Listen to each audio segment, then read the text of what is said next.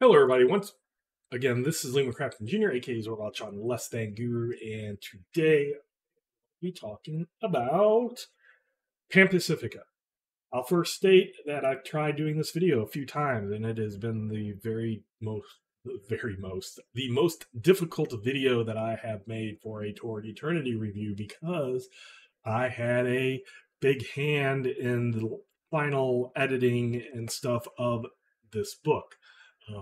Certain situations, I won't go into details, occurred that left me in a spot which I volunteered for.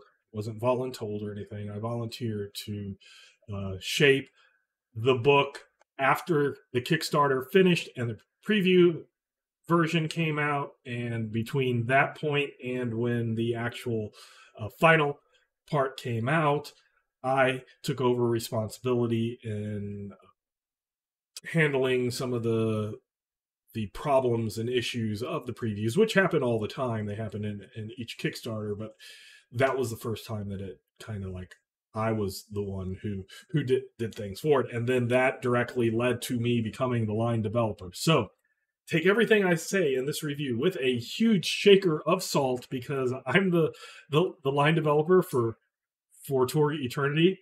And it's really hard to just come in and say, hey guys, I'm unbiased and here's my thing. And all the past ones have either been I wasn't involved in Torg Eternity, I was a freelance author, and each one kind of like I got more and more involved in it, and then my biases it's hard. Even if you go into something knowing you're biased, it's hard to completely remove that. So this review will try to just stick to facts. It will try to just present my opinion as either a game master and or a player, and I'll stick with that. If I'm going off of my thoughts and ideas as a line developer, you can watch those on the Ulysses International channel, on the Torg Eternity Delphi Council debriefings, where myself and other authors talk about anything and everything Torg. So that's a good information to get official stuff. This is going to be me trying to be unofficial. It's going to be hard. I'm going to try.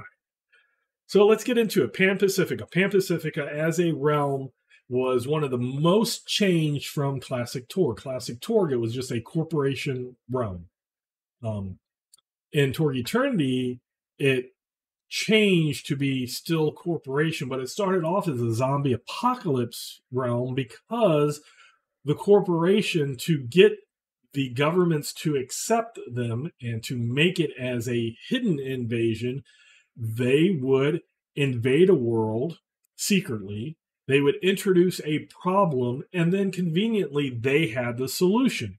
So governments in that would have it. Here's Mars Video Cat.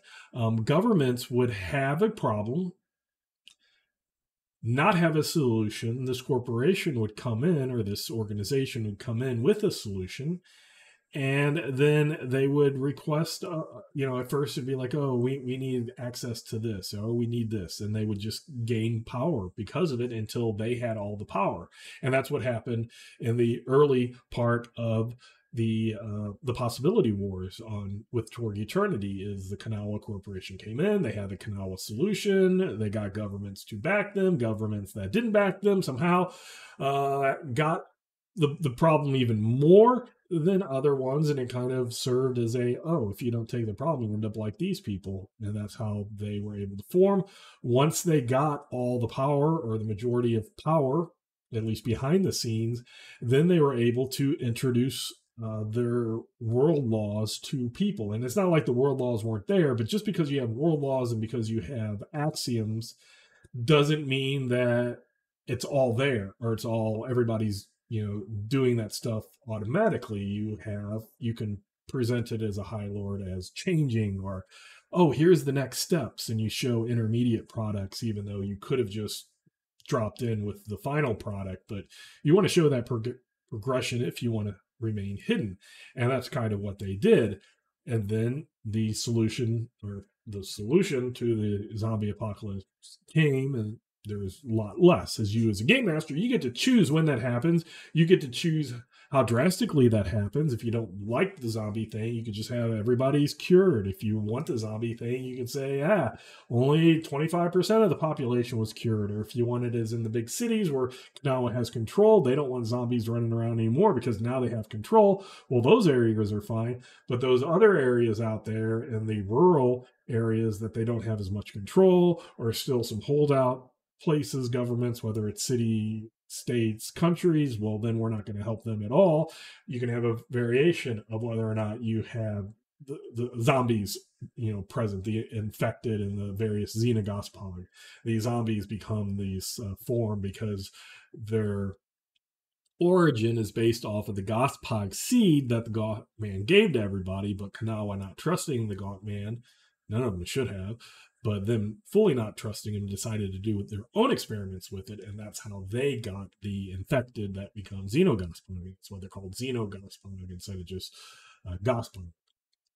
And they're called generations instead of plantings because they don't have to physically plant the thing. There's not the vegetation type stuff that goes along with it. So Pan-Pacifica as a source book, how is it? Well, yes, it changed. Over that year of the first year of the invasion, things went from here's the freaking problem that the Storm Knights are dealing with now the new problem is there's a new realm there and they have a lot of control over people through corporation type things. And one of their things that they introduced was gene mods. Gene mods are a Tech 25 thing, but they're not contradictory in Pan-Pacifica. How is that? How could they do that? Well, the High Lord, with enough energy, with the darkness device, can have a large amount of control over what's allowed and what's not allowed. And this is one of the ways that we show that is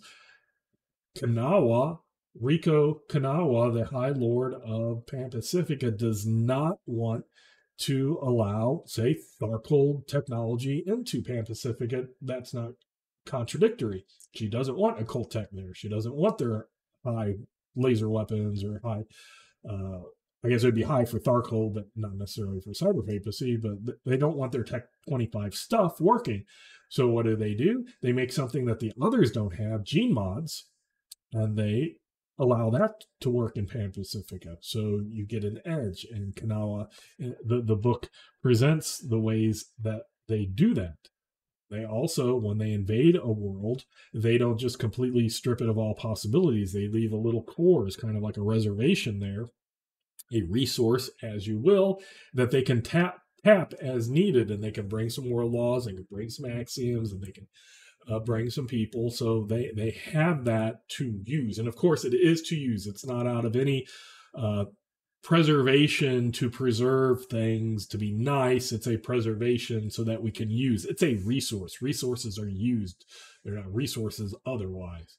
So you have that going on with it as well. So a whole new aspect was introduced with the gene mods, which is cool. It's kind of occult. It's used like occult tech and cyberware from Tharkold and cyber papacy, respectively.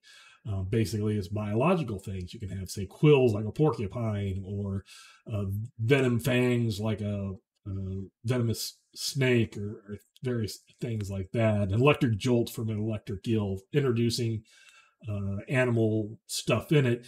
And a lot of it is just visually, so you can make yourself the cat girl that you always wanted to play in Torg. And it can make other species less noticeable. You can have an Edenos running around, and people would just look at him going, oh, wow, he's really gene-modded lizard person, instead of going, oh, that's an Edenos from this living land, because they also control the media, and the media is definitely saying this is not an invasion here. We're core Earth. We're just like everybody else. And these other invasions, we think that's just fake news, and things like that happen. So that's kind of upsetting. The gene mods are pretty cool as well. And then you have vitality perks. Vitality perks replace the old chi or ki, depending on your pronunciation of those perks. They became vitality perks. Those three were reintroduced as vitality perks. We added some more vitality perks, and then we added vitality paths. And the paths are an interesting system because it was a way to harken back to the original martial arts paths from classic Torg, but not having a subsystem. So you buy it as a perk, and then as each of those paths has a skill attached to it, And as you increase your adds in the skill, you kind of gain free abilities. And I say free abilities because you gain the abilities, but these abilities normally, in the most cases, they take shock to use. So that's the limiting factor. There are kind of two limiting factors. Shock, you're going to hurt yourself when you do these things. Two, a lot of them are kind of like a perk. And if you add it to the perk, if you buy the perk as well, so say there's a cyclone perk or cyclone ability that gives you whirlwind perk like abilities, but it costs shock. Then they say if you have whirlwind, you can just do whirlwind by itself, or you could do this advanced whirlwind that's going to cost you shock, but it's going to be even better. So it kind of funnels you into a path. It's a path. It funnels your character. So you as a player have kind of less control if you wish to optimize your path. It's kind of, here's my path, here's my things that I go through to buy, here's all the perks I'm going to buy, here's all the abilities I'm going to buy, here's all the stuff, and my character's future is kind of set in stone, or at least solidifying concrete that hasn't fully solidified yet. But that's one of the things, it's offset by the shock amount that you take, and that your perks are pretty much going to, you pretty much are going to want to buy those perks. So those are the offsetting. You get some free stuff, but the cost is you're focused. I find that a very interesting design and development choice, and I've done some things on the side that might be introduced in future product about new paths and how game masters and players can manipulate those paths, and that I find cool. We also took the Electric Samurai. Instead of just having a whole thing of Electric Samurai, we took those the physical armor. We took the perk parts and put those into other categories, whether there was prowess or vitality. And then we also took the armor and had that as a power armor company. And that is something that is cool, is there's various styles of power armor. So you could do anything from, say, Bubblegum Crisis or anime out there, that type of power armor. You could do a comic book Marvel, comic book War Machine, Iron Man type armor. Those type of things are cool. So you have a whole spectrum of different armor and that you can upgrade. And it kind of takes that place of the just having Electric Samurai. And Electric Samurai is still in there. But it's like the Rocket Ranger or the Dragon Armor for Isle, and a lot of those have the Champion of God, I think, from the Cyber Papacy. You have all those different paths, and that gives you that type of path. So I think that's cool. Is a lot of choices there. Psionics, telepathic powers, certain ones, not all of them, certain telepathic powers have been reduced to be touch only, which a lot of people don't like. Oh, an espionage game, I want to be able to read minds. But the thing is you have a High Lord that doesn't want corporate secrets, everybody to just walk near him and be able to do a telepathy and get their corporate secrets. So High Lords get to change their realities. That's the point of being the High Lord. So she's made it have less effect.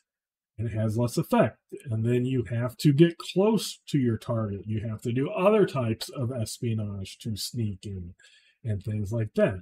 If you don't like it as a game master, change it. If you don't like it as a player, talk to your game master. Find out maybe if there's a different way. And if not, then maybe you won't want to play that type of character. But at least you know going into it.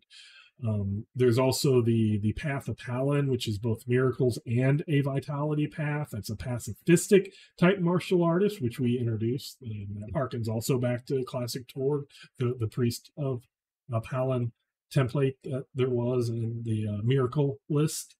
And so you have that aspect of it as well. So yeah, it's like lots of cool things. You got gene mods, which are cool. You have vitality, power, and perks and paths, which is awesome. The opening up of various power suits, which is cool. You have some psychic ability type stuff going on, so that's kind of cool. And it goes through the war zone, goes through how that acquisition changed from that let's release the problem, let's solve the problem, and let's move on. And you as a game master get to determine when that happens. If you like the zombie apocalypse, maybe have the cure that's introduced only affect like 10%, 25% of people. If you hate the zombie apocalypse, have everybody took the cure or something was released in the air and everybody, zombies are nowhere. If you want it in the middle, kind of how we're presenting it, is once the big cities and corporation type places took hold, they didn't want the zombie outbreak anymore. So you got the cure out there, and now those city urban centers are free to buy the latest product, but out in the rural areas, or say the little city states, countries that kind of broke away and didn't want to deal with Kanawha, well, now they're left to their own devices. They're infected. They still have xenogons going. So it's really cool. That allows the game master to tailor pan-Pacifica in a way that the other realms don't. So I think that's a cool aspect that we got to it. So that's basically my thoughts on, as a player game master stepping away from line developer side, is this offers a lot of cool information. Just go into it with an open mind.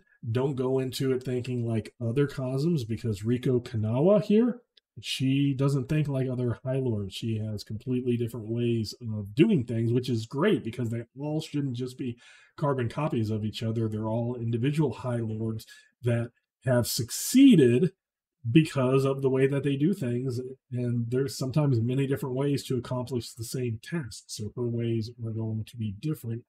Also, to go back to the gene mods, because I might have forgot, is the whole basis is these corporations. Your gene mods have EULAs on them. So if you don't keep your subscription, then those gene mods go away. And if they're replacing some vital tissue or something, you might dissolve in a puddle of acid because you didn't pay your subscription. So you want to keep up on your subscriptions. You don't want to lose your jobs because that might take away, your medical benefits or your gene mod benefits. Now, Storm Knights, their perks give them away. They get the cracked gene mods, the hacked gene mods, as you could say, but it presents how things are working. And I think that's also a cool way to do it. So it's different than classic, but it still keeps that corporate structure if you want to go that way as well. So having said that, I do highly recommend pan-Pacifica, not as the line developer or an author of it, but as a fan, as a person who would readily play actually, if this releases how I want this to release, it will be a day before we talk about vitality perks in the Delphi Council debriefings. And after going through that, really makes me want to play a vitality path and maybe mix it with a power suit type character, but it makes me want to be a pan-Pacifica character, which in classic Torg, even though I was the forever game master in classic Torg, I never thought that I would want to play somebody from Nippon Tech, which was the name of the old realm. pan-Pacifica is something that I would really enjoy playing, and probably in Torganized play, the next character I make will probably be from pan-Pacific. So again, highly recommend pan-Pacifica as a player, as a game master. There's a lot of cool information in there for you. As a line developer, I'm pretty proud of this work. This was the launch pad for me to become the line developer. So hopefully it will be a preview of some things to come. Hopefully we planted some seeds in here that you will see how they come to fruition. So having said that, once again, I'm William Jr., aka Zorwatch on Less Than Guru. And until next time, I will catch you later.